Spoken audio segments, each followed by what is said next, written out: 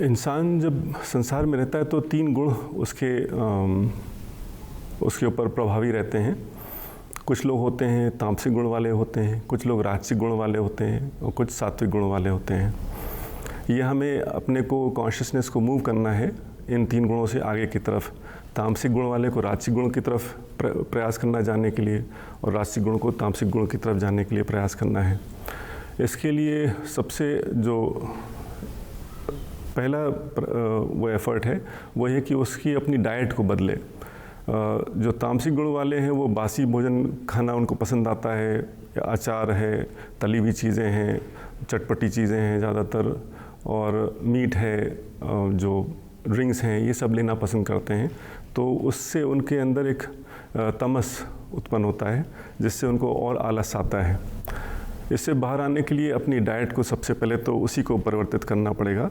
गुरुदेव ने कहा है, कई होते हैं वेजिटेरियन होते हैं, एगिटेरियन होते हैं कई, तो गुरुदेव ने कहा है प्रॉपर ईटेरियन, सही जो हमें क्या ज़बान के लिए खा रहे हैं कि हम अपनी सेहत के लिए खा रहे हैं। तो ये चीज़ बड़ी इम्पॉर्टेंट है इस ट्रांसफॉर्मेशन के लिए। उसके बाद है डीप स्लीप बड़ी आवश्यक है। अगर गुरुदेव कहते हैं जैसे कार को हम गैरेज में खड़ी कर दें और उसको इंजन ऑन छोड़ देंगे तो उसको प्रॉपर रेस्ट नहीं मिल रहा है, इंजन फिर भी ऑन है। यहाँ पे गैरेज जो है वो बिस्तर है, गाड़ी जो है बॉडी है और मन जो है इंजन है। अगर हम रात में इसको स्विच ऑफ करके स्टिल करके नहीं सोएंगे तो डीप स्लीप आएगी नहीं। जहाँ 4 घंटे 5 घंटे में नींद पूरी होनी चाहिए, 6-7 घंटे लगेंगे, उसके बाद भी फिर आलस में उठेंगे, चाय चाहिए, कॉफ़ी चाहिए, उसके बाद रिवाइटलाइज करेंगे, तब कहीं ऑफिस चलने की नौबत आएगी। तो सोने से पहले अपने को कई बार टेंस और रिलैक्स करें जिससे बॉडी डीप स्टिलनेस और रिलैक्सेशन में आ जाए और हमारा माइंड डीप स्लीप में जाए। और थोड़ा ध्यान कर लें जिससे मन शांत हो जाए। ध्यान के लिए बताते हैं जैसे एक गिलास में मटमैला पानी लेंगे और थोड़ी देर धर देंगे तो मट्टी धीरे धीरे बैठ जाती है। यहाँ पे पानी हमारा मन है और जो विचार है उसमें मट्टी है। तो ये विचार जो है हमें रात में स्वप्न में वो रखते हैं, मन के इंजन को ऑन रखते हैं। तो जब तक ये सेटल नहीं होगा हमारी डीप स्लीप नहीं होगी।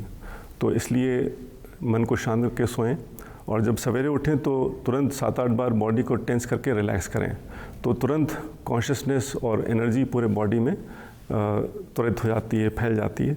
उससे आप तुरंत आलस चला जाता है।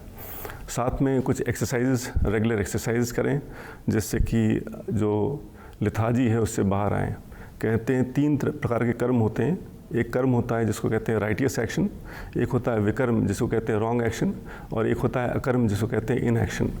कहते हैं विकर्म जो है कई गुना बेटर है अकर्म से, क्योंकि विकर्म में आपका विल पावर एक्टिव है। अगर उसको सही दिशा देंगे तो अंगुली माल है या वाल्मीकि संत बन सकते हैं। रॉन्ग से बस विल को राइट डायरेक्शन में करना है। मगर अकर्म में विल पावर आपकी ज़ीरो होती जा रही है, एक मट्टी का कण बनते जा रहे हैं जो चल फिर नहीं सकता है। तो इस अकर्मण्यता से, इस लेथार्जी से, इस लेजीनेस से हमें पूरा विल लगा के बाहर आना चाहिए, एफर्ट करना चाहिए, नहीं तो वो डाउनवर्ड स्लाइड है और हम लोग आलस से और डीपर स्टेट ऑफ लेजीनेस में जाते जाएंगे और इनर्ट बन जाएंगे मैटर की तरह।